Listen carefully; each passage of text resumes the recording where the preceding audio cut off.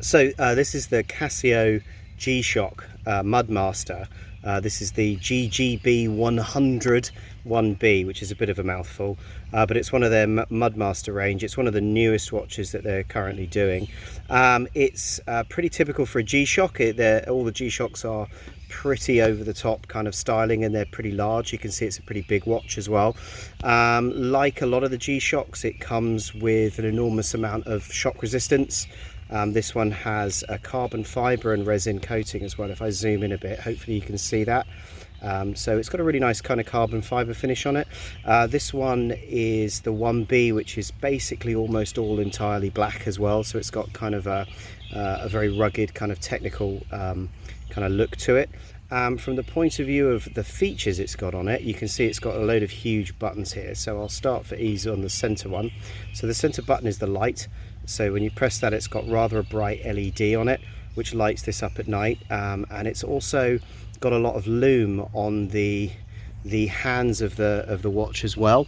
So what you can do is at night, you don't necessarily have to put the light on. You can actually see the lume of the hands reasonably well anyway. I actually quite like on this, it's got a couple of features that kind of hark back to the retro era. It's got a domed mineral glass top, so it's got a slight dome to it, and the hands are sword shaped like the old Mill subs and Mill Omegas that the military used to use. It's actually kind of quite a nice little touch actually. From a buttons point of view, on the sides here, if you press the right hand one at the bottom, it turns into an altimeter, and you can see now it's reading my altitude at 275 feet. So you can use that as an altimeter. I believe it's as good all the way up to about 32,000 feet, so certainly good for any mountain, but potentially good as a pilot's tool as well. So that gives you the altimeter. Then in top right hand corner gives you a compass. What's kind of cool about the compass, as you can probably see as I turn, the seconds hand will move to show you where north is, whilst the digital display is going to continue to show you what your current bearing that you're facing at, which is rather cool.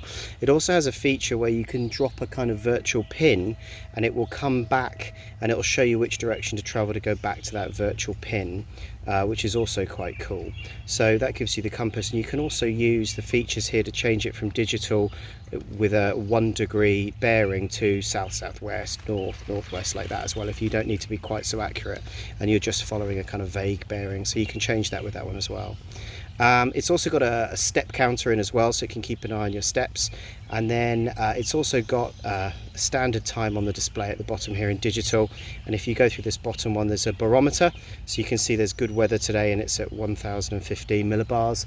If you know a little bit about weather, you'll know that if it's above 1000, the weather's usually reasonably good.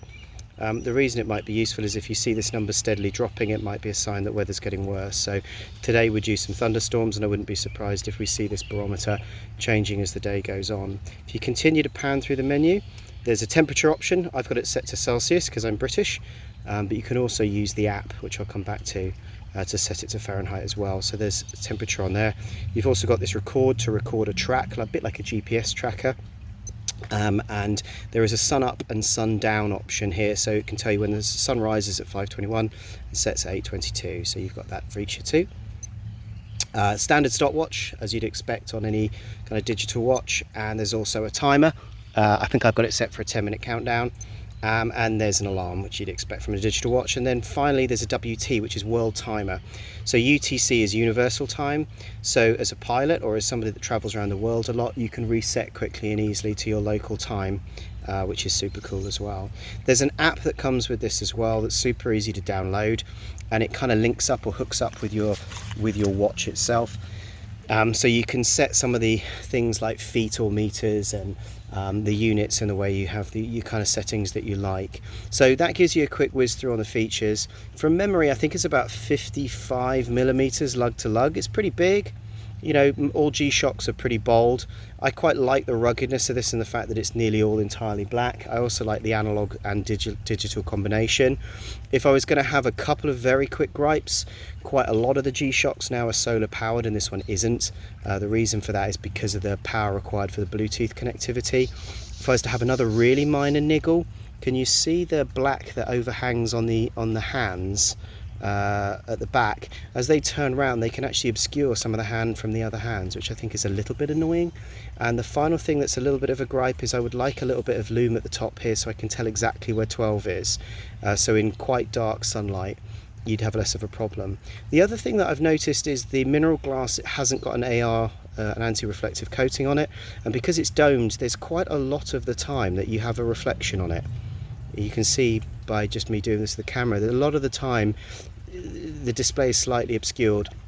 With a flat piece of mineral glass you wouldn't quite have the same problem, but I do quite like the domed glass because it means when you're underwater it's still quite legible. Standard with G-Shocks, it's water resistant to 200 meters, and with the stopwatch facility I could take this diving with me. That's pretty much it. Shock resistant as usual. All G-Shocks are basically bomb proof.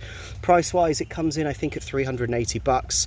At the moment CASIO are offering a free, I think, torch or flashlight with it as well, which is kind of cool.